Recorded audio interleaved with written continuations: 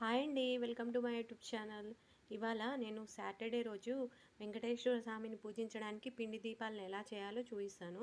మొదటగా చూసిన కన్సిస్టెన్సీలో పిండిని మాత్రం ఒత్తుకోవాలి. ఆ పిండిలో మనం బెల్లం యాడ్ చేసుకోవాలి అండ్ పాలు కలుపుతూ మనం పిండిని ప్రిపేర్ చేసుకోవాలి. తర్వాత ఈ విధంగా గ్లాస్ ఒకటి తీసుకొని దాని అడుగులో కొంచెం పిండిని ముద్దలా చేసి వేసి పైన ఒక రోలు మాదిరి వంటి దానితో మనం దాన్ని ఒత్తేసుకోవాలి. ఒత్తిన తర్వాత మధ్యలో హోల్ పెట్టుకోవాలి. సో చూడండి, ఈ విధంగా మనకి దీపం అయితే రెడీ అయిపోతుంది. ఇలాంటి దీపం అనేది లీక్ అవ్వకుండా, ఆయిల్ అనేది లీక్ అవ్వకుండా మందంగా ఉంటుందండి. సో ఇక్కడ మనం రోల్తో ఒత్తాం కాబట్టి కింద ఆయిల్ కూడా లీక్ అవ్వదు. సో మనం ఎంతో అందమైన పిండి దీపాలని ఇంత ఈజీగా మాత్రం రెడీ చేసుకోవచ్చు. మీకు నా టిప్ నచ్చినట్లయితే like, share and subscribe. Thanks for watching.